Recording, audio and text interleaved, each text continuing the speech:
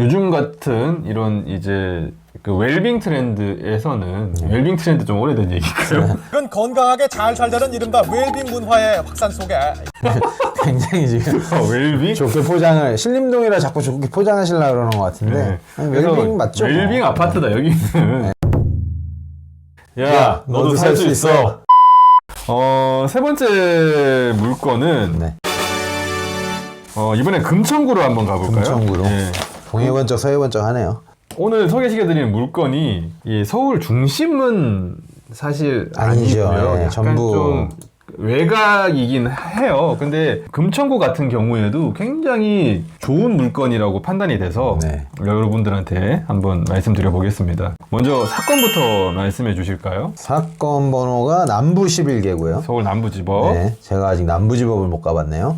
2021 타경 105139 강제경매고요. 네. 서울시 금천구 가산동 148-1 덕산 아파트네요. 뭐 네. 덕산은 삼성이랑 상관없겠죠? 그렇죠. 10층의 물건이고 요건 딱 100세대입니다. 100세대. 100세대니까 당연히 나올로 아파트고요. 요건 이제 아까처럼 계단식은 아니고 복도식 복도식. 3룸입니다. 네, 3룸. 예, 이게 이제 사용 승인이 95년에 났으니까 이거 거의 30년. 네, 30년 다 돼가고 있습니다. 전용 59. 네. 이 금천구 가산동 같은 경우에는 여의도 그다음에 테헤란로만큼은 아니지만 구로 디지털역, 가산 디지털역 인근에 굉장히 많은 회사들이 있어요. 네, 진짜 많더라고요. 네, 여기가 예전엔 아파트형 공장, 그다음에 지식산업센터라고 하죠. 그게 굉장히 많아서 제가 1년에 몇 번씩 여기에 출장을 가요. 네, 회사들이 너무 많아서. 그리고 IT 회사들 많고 중소 중견기업들이 많이 몰려있는 저도 여기 미팅 한 2번 정도 간 적이 중소 있습니다. 업무, 그러니까 네. 좀 꽤나 업무 중심 지구다. 네, 맞습니다. 지금 근데 이 가산동 덕산 아파트 같은 경우에는 네. 반경 1km 이내에 이 구로 디지털 단지랑 가산 디지털 단지가 들어와요. 네, 맞습니다. 거기서 근무하시는 분들은 걸어서 출퇴근하실 수 있을 정도로 초직주 근접. 네. 네. 이 교통을 말씀드리면 구로 디지털 단지랑 가산 디지털 단지역. 단지역이 네. 있는데 구로 디지털 단지역 같은 경우 2호선 2호선. 그 다음에 가산 디지털 단지역 같은 경우 1호선, 7호선. 네. 그래서 이 정도면 트리플 네, 트리플 좋아하시니까 다들. 그리고 또 이제 서부간선도로가 가까워요. 네. 그래서 이제 뭐 물론 여기가 악명 높은 길이긴 많이 하지만, 막히죠. 예. 뭐 남쪽으로 가면 광명시도 금방 가고요. 뭐 이제 이케아도 금방 갈 수도 있고. 엄청 좋아하시네요, 대형마트. 대형마트. 뭐 말만 하면 이케아. 아니 저희 코스트코. 설명을 드리는 거죠. 저는 이제 대형마트를 좋아하지는 않습니다. 저희가 뭐 한 15년 정도 전에 이 동네를 기억하는 걸로는 여기가 그때 아울렛이 진짜 많았었잖아요. 왜 그렇게 여기에 아울렛이 생겼는지 모르겠는데 아울렛이 굉장히 많았고 그 유명 브랜드 모두 모여있는 그곳 합리적 가격 아시죠? 역시 마리오. 네. 부천을 딱 넘어가는 여기에 고척 스카이돔이 있습니다. 그래서 이제 뭐 야구나 이런 거 좋아하시면 서울엔 솔직히 여기 아니면 잠실이잖아요. 네. 잠실까지 가기가 멀고 여기 금방 이 고척 스카이돔에서 비가 와도 여긴 경기를 하거든요. 고척 스카이돔에 그리고 콘서트도 굉장히 맞죠. 많이 많이 해요. 하죠. 저는 퀸 공연 보러 갔던 기억이 있는데 녹지가 주변. 아 진짜 제가 진짜 찾아보려고 억지로 찾아보려고 했는데 없더라고요. 녹지가. 여기는 예전에 여기가 공업지구 주변에 그리고 또 굉장히 평탄한 네. 동네라서 녹지가 좀 부족하다.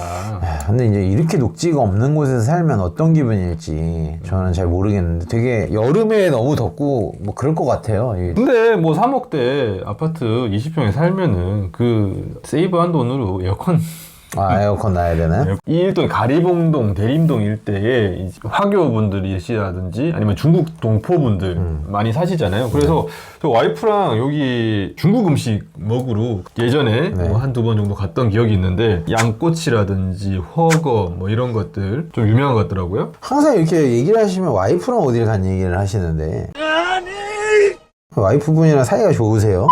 이거 송 사장님이 굉장히 좋아하실 것 같은데 네.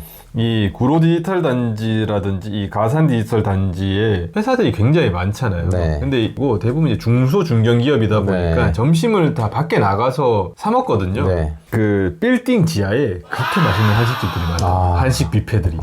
네, 그래서 거기 일부러 그거 먹으러 가는 사람들도 많더라고요. 뭐 그런 거 투어하러 가기도 하고 그러겠네요. 그리고 30대 초반의 신혼부부들이 살기에 굉장히 재밌을 것 같은 동네다. 다이나믹할 것 같아요, 네. 그 앞서 말씀드린 이제 망우동이라든지 번동 같은 경우에는 동네들이 좀 안정적인 느낌이라면 여기는 굉장히 다이나믹한 네. 느낌. 요건 같은 경우에는 감정가가 얼마죠? 감정가가 4억 2,300에 감정이 됐고요. 네. 이게 근데 낙찰가를 보시면 3억 8,600이라 이제 감정가랑 되게 붙어 있거든요. 그런데 한 90% 정도. 근데 이제 이게 왜 이런 현상이 일어나냐면 사건 번호를 보시면 21년 사건 번호거든요.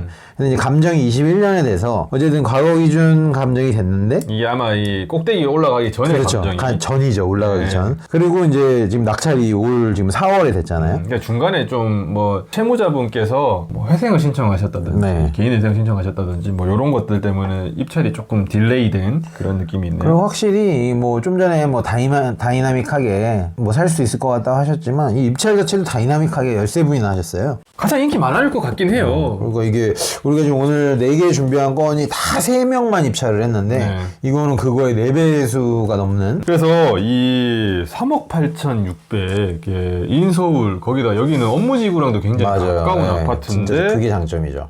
4억이 안 되는 금액에 낙찰이 됐다. 최근 호가는 최근 호가가 매매가 4억, 그리고 전세는 지금 매물이 없습니다. 그래서 이제 4억이면 이분이 낙찰을 3억 8천에 받으셨으니까 뭐 시세 대비 한 1,500 정도, 1,400. 의외네요. 요거는 약간 호가랑 낙찰가랑 붙어 있겠네요. 네, 많이 붙어요. 그러니까 이제 경쟁이 치열했던 거죠. 13분이라는 게 딱 보여주잖아요. 그렇죠. 네. 아. 이 정도면 거의 금매로도 3억 8천에 살 수 있을 것 같은데, 느낌이.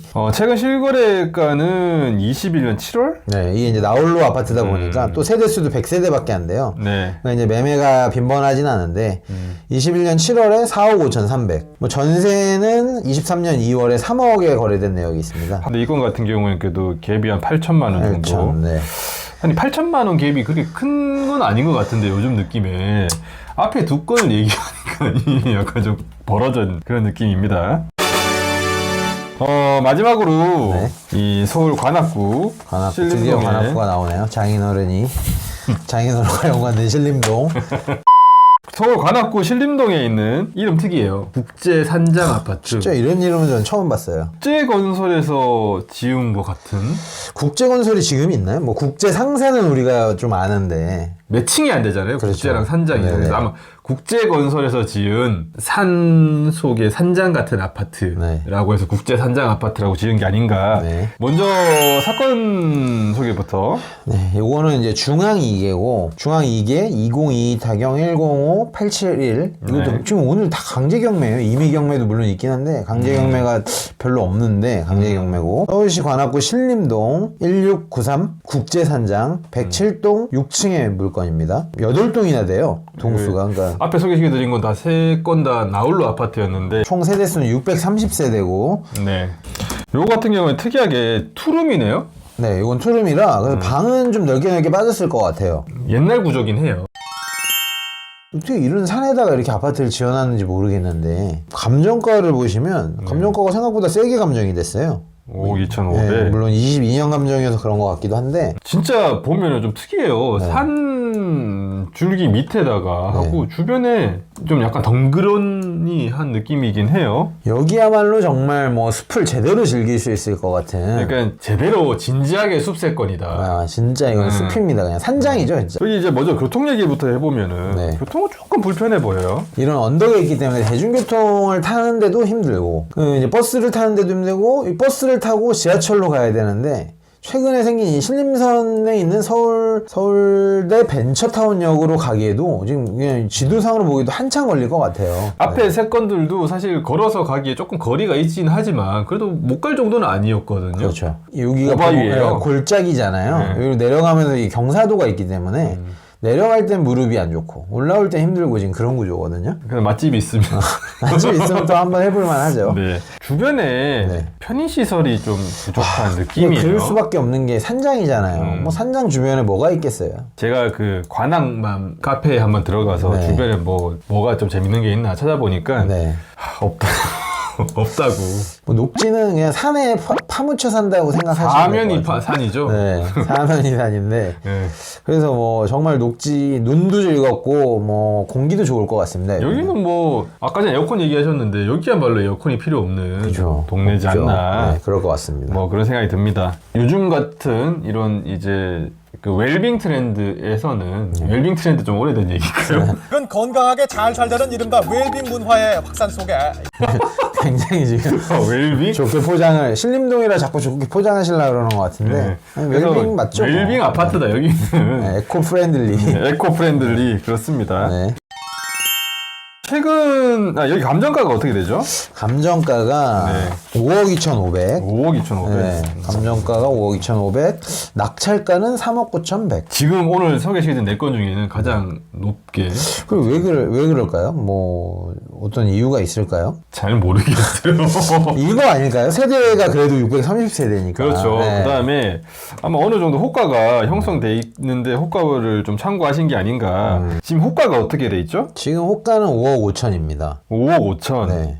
근데 특이한 게 전세 호가가 2억 5천밖에 안 돼요. 그래요? 네. 그래서 저희가 지금까지 방송을 찍어보면 매매가와 전세가의 갭이 클수록 사람들이 선호하는 동네다. 네. 뭐 그렇게 판단을 했잖아요. 그럼 여기가 그 기준으로 보면 뭐 최선의 선호하는 동네여야 되는데 근데 저는 이제 어떻게 분석을 했냐면 어쨌든 산속에 있고 내용 연수도 가장 지금 뭐 좀 30년 정도 그렇죠. 됐고 이게 지금 앞에 59제곱미터 3건 다 3룸인데 네, 투룸인 것도 있고 네. 대중교통을 이용하기 불편한 점이 전세가가 보통 실거주를 목적으로 하는 가격인데 그게 좀 반영이 된 게 아닌가 싶습니다. 아무래도 좀 오래된 아파트들이 전세가율이 좀 떨어지긴 네네네네. 하죠. 최근 실거래가가 3억 6,600. 네. 근데 좀 있는데 특이하죠. 근데 이게 직거래 가격인데, 근데 이제 이 직거래니까 무시하자 이렇게 생각하시면 안 되고, 항상 부동산 상승기에도 직거래된 것이 이 시장을 끌고 가는 것이고, 이런 하락 국면에서도 직거래된 거래들이 시장의 하락을 이끌어 갑니다. 그럼 이전 거래는 언제? 이전 거래가 너무 갭이 커서 제가 이 밑에만 살짝 적어놨는데, 22년 3월, 한 1년 전이죠. 네, 5억 3천. 제가 보기엔 직거래는 이게 실제 거래는 아닌 것 같아요. 그 증여성 거래가 아닌가. 이 건 같은 경우에는 갭이 한 1억 4천 정도 그쵸. 있는 거라서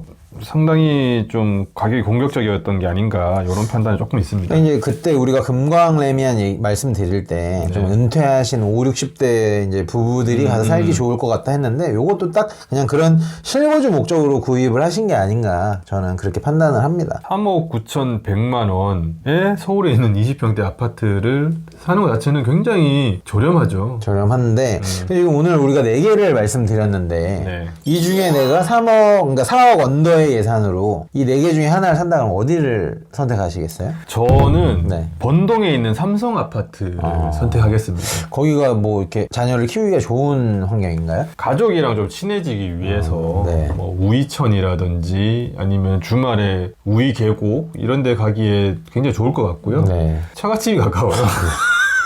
역시 또 처가 얘기가 나오네요. 네, 처갓집이 가깝고 네. 그다음에 4호선 같은 경우에도 굉장히 활용도가 높은 노선이기 때문에 네. 강북구 번동에 있는 삼성 아파트를 선택할 것 같아요. 네. 홍 사장님은 저는 20평대 살기에 좀 가족이 많지 않나요? 저는 좀 힘들고 근데 이제 저도 그냥 이제 제가 20평대를 노리는 사람이라고 감정을 이입해 보면 네. 지금 말씀하신 대로 모든 조건을 저도 이제 번동 거기가 제일 좋아 보이는데 이제 저는 또 이제 개 눈에 똥만 보인다고 그동안 너무 익숙했던 그 중랑구 물건 거기가 이제 익숙하니까 거기의 장점을 제가 잘 알잖아요. 그래서 거기가 이제 이제 뭐 지금 좀 전에 우리가 말한 이 국제산장도 숲에 둘러싸여져 있지만 거기도 뒤에 아차산 이런 데가 너무 좋아요. 운동하기도 너무 좋고 그리고 뭐 교통도 우리가 아까 분석했듯이 나쁘지 않았잖아요. 좋았잖아요. 네 건 다 굉장히 가격을 생각하면은 네, 정말 난형난제네요. 야 너도 살 수 있어. 요거 한번 기획해 봤는데 상당히 좋은 물건들. 그러네요. 이 정도 예. 가격대면 진짜 뭐 대출 좀 끼시고 그러면은 정말 누구든 야 너도 살 수 있겠는데요? 뭐 제가 뭐 모아놓은 돈이 많거나 그러진 않지만 제 후배들이 되게 뭐 20대 후반, 30대 초반에 그렇죠. 그 친구들이 되게 이 막연한 불안감이 굉장히 심하거든요. 근데 이제 그래도 다 좋은 직장 다니고 번듯하게 살고 있는데도 집 마련하기가 포기하는 단계에서 이런 것들을 많이 알려줘서 그 친구들이 이제 관심을 좀 가졌으면 좋겠네요. 자, 마지막으로 저희가 해야 될 게 있어요. 네. 카메라 보고 야 너도 살 수 있어. 이걸로 마치는 걸로 네, 하시죠. 좋습니다. 네, 그러면 송 사장님 하나 둘 셋. 야, 너도 살 수 있어.